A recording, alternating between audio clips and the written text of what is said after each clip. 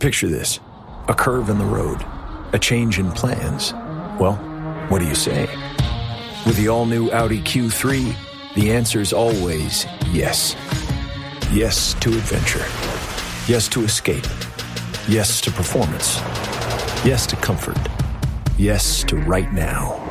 Because saying yes without hesitation, that's real luxury. The all-new Audi Q3, made for the yes life. Hey, man, it's been a while since we've done some news, so let's do some news. Let's do some news. All right, ladies and gentlemen, I'm Andros Sturgeon. And I am Justin Womack. And we are the Marketing Geeks. Woo! Marketing Geeks. This episode is brought to you by Indeed. Stop waiting around for the perfect candidate. Instead, use Indeed sponsored jobs to find the right people with the right skills fast. It's a simple way to make sure your listing is the first candidates see. According to Indeed data, sponsored jobs have 4 times more applicants than non-sponsored jobs. So go build your dream team today with Indeed. Get a $75 sponsored job credit at Indeed.com/podcast. Terms and conditions apply. Zootopia 2 has come home to Disney+. Let's go! Get ready for a new case. We're gonna crack this case and prove we're the greatest partners of all time! New friends. You are... Gary the Snake. And your last name? The Snake. Dream team. And new habitats. Zootopia has a secret reptile population. You can watch the record-breaking phenomenon at home. You're clearly working it. Zootopia 2, now available on Disney+, rated PG. Okay, man, I want to do more of these. I love them. So, because there's so much stuff happening. You go first. Yeah, let's just get right into it, shall we? Yeah, man. So my favorite news story that I read today was that the CIA has been outed by sources. We'll just call them sources, as secretly owning. Wait. Which sources? Deep state sources or the good state sources? I don't know the sources. They're just sources. Is it a whistleblower? We trust all sources here, all right? Not unless it's an outed whistleblower. That's true. Very good point. Very good point. I don't know.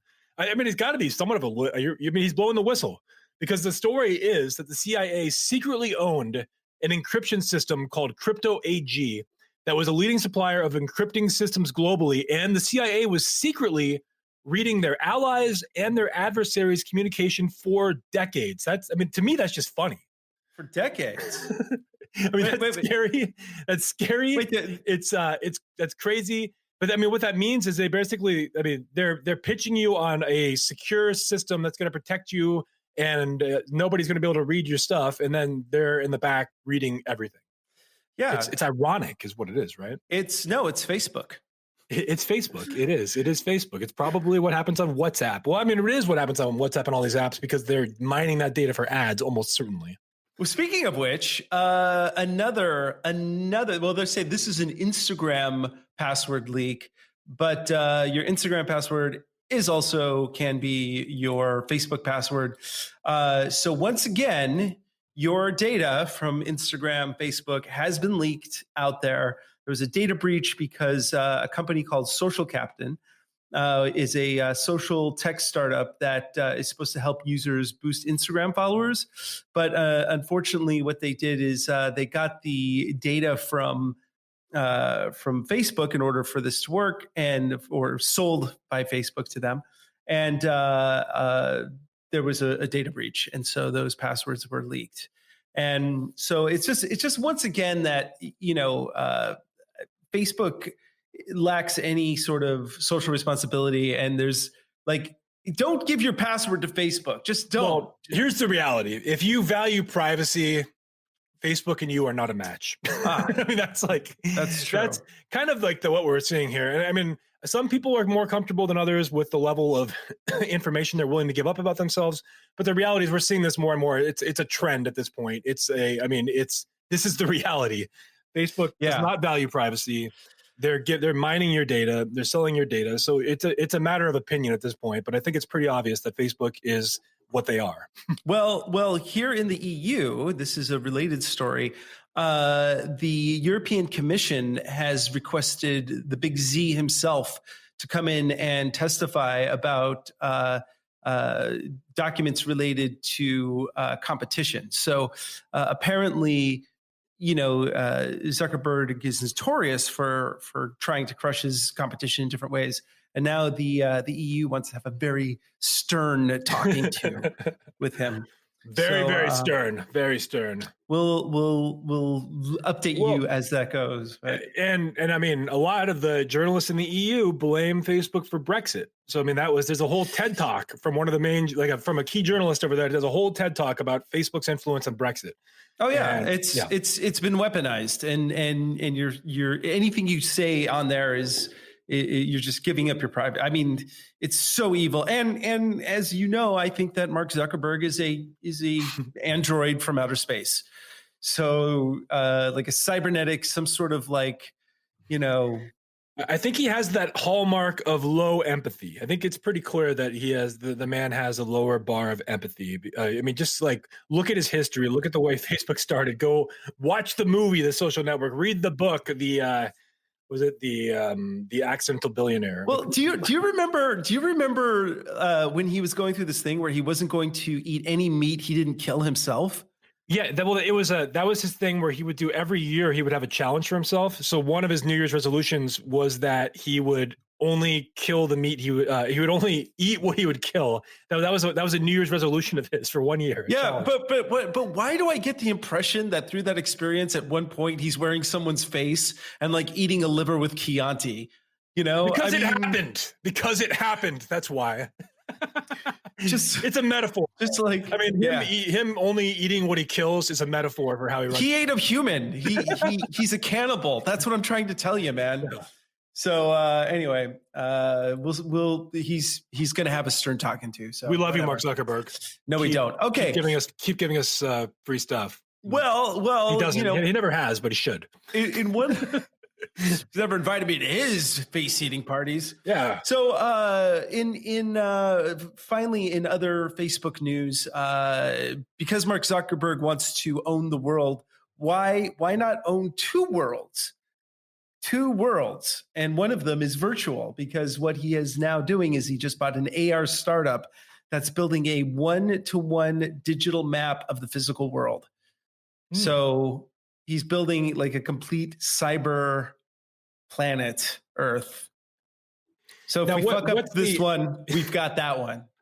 Except that our bodies are still on this one while we're in that one. Trust me, Mark Zuckerberg's working on that. He's working on it. Okay, good. So what is it? So this is it's a map. I mean, it's a digital mapping. They're doing basically a complete 3D rendering of the world. I mean, they bought a startup called Scape Technologies that works on 3D mapping, and they've been building a map of the physical world, and so. So our GPS is going to get a lot better. We're going to be able to GPS our footsteps instead of just our because in your car, you don't exactly know how many steps it is to your location, but now we're going to be getting there.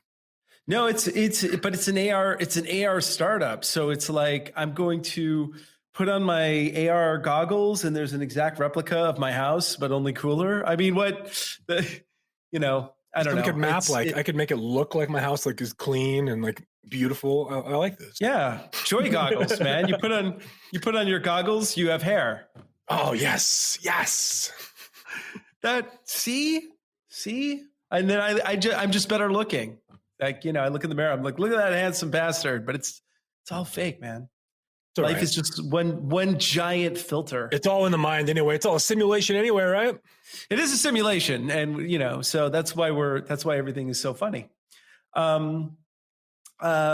Twitter is introducing ad technology that will and product updates that will improve direct response advertising. So this is from Marketing Land. The company reported that they can get 52 million in ad growth revenue, and with doing this new kind of direct. Do you use Twitter? Is that even a thing still? I mean, it's a thing. It's a thing for a lot of people. I tend to only use it for current news. If I want to get live commentary on things that are happening in the moment, is probably the best place to go. But it's so troll based. Like it is the worst versions of every person out there. I am telling you, Twitter is like the wasteland of human potential right there on Twitter. And there's smart people on there, but it's the worst version of those smart people. Oh, I get it. So it's like an alternate universe where every single person is an asshole. Pretty much, yeah. Okay, well. And everybody has no filter. It's like there's no filter because you're hiding behind an avatar. So when you're hiding behind an avatar, your filter goes away. So this is like everybody has no filter like the current president. We're totally fucked, aren't we? Like this species is like pretty much done for, aren't we? Like this is it. This is as far as we got. Yeah, I think we've maxed. I think we've capped until we're plateaued at the moment. So whether we nosedive or we start climbing again is still up in the air. But at the moment, we're very plateaued. Maybe a slight downward trajectory. Yeah, but we get to see it actually happening. See, yeah, that's in real time. Very exciting. In real time. That's why this is an artificial reality, because this is like you can't make this shit up. This is crazy. Exactly. So final story here. Spotify. Take it away, my friend. That's right. Yeah, Spotify has purchased the podcast network, The Ringer, which is a sports network of podcasts started by Bill Simmons, who I don't remember his story, but he got like basically kicked out of ESPN, I think, or I don't know, they had some sort of falling out. So he was part of ESPN. He left, started The Ringer.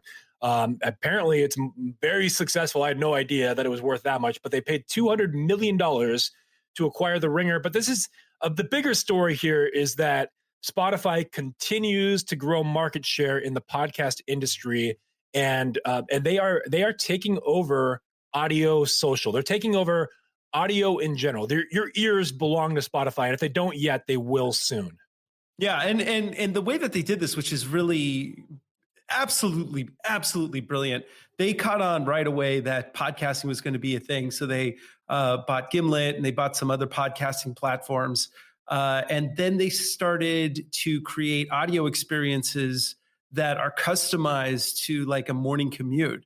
And they bought Anchor. I mean, they bought Anchor, which they're now almost using if you use the sports metaphor, which you don't really follow here, Andres, but like you have like your farm leagues, which are like your minor leagues. So like, Anchor is like the minor leagues of podcasts. And then like if Spotify likes your show, maybe they bring you up to the big leagues. One day we'll get the call. Yeah. I'll be waiting diligently by the phone. But the thing is that yeah, it's creating these audio experiences that are highly customized. It gives you exactly what you want to hear, and this is going to kill satellite radio. I mean, this is the death of it. Absolutely, because satellite radio, the only thing they had going for it was that it was like unfiltered. They didn't have the FCC governing it. They were able to have free reign. But podcasting, you have all that, and it's on demand. It is on demand, and that's what people want. They want on demand.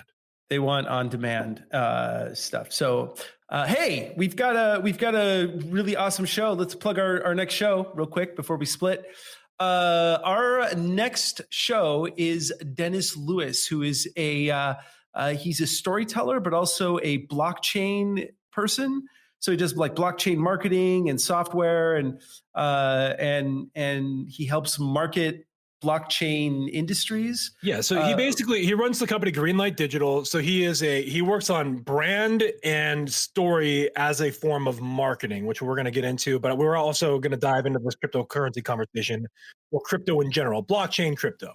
And for the record, that is not our next show, but it's coming up in the next 2 weeks. So you can actually expect to hear this episode in about 2 weeks. Okay. And I just want to acknowledge that when I was introducing him, I totally sounded like a Valley girl. So you are a Valley girl, buddy. Embrace it. You could take the Valley girl out of the Valley, but you can't take the girl out of the Valley. Oh, man. Beautifully said. Beautifully said. Thank you. You can quote me on that. I did want to bring up one thing, which I need to get the details on this story, but we were talking about it before the show that a while ago you heard about the Pentagon contract where there was Amazon versus Microsoft. Microsoft came out of nowhere to get this big cloud contract with the Pentagon. And it didn't sit well with Jeff Bezos because his company is massively bigger in cloud. Like their cloud segment of their business is like 10 times bigger than Microsoft's. And Trump and Bezos hate each other. And there's a very clear bias or feud between Mr. Trump and Mr. Bezos. So as of yesterday, I was reading a story that Jeff Bezos is trying to depose Donald Trump in court and try to get him to testify, which I'm going to tell you, I don't think it could ever happen because, I mean, they didn't even get him to testify in his own impeachment. So I don't think it's going to occur. But that's kind of just an interesting story, and it ties into marketing and software and all that. So. It ties into things that are beyond our pay grade, my friend. But we just run a humble podcast. All right, everybody, we're going to try and do more news, but let us know what you think about it. Connect with us on LinkedIn, and we're going to be posting stuff, some of these stories on LinkedIn for you all to peruse. So, try it. Okay. All right. Have a Marketing Geeks Marketing Geeks out.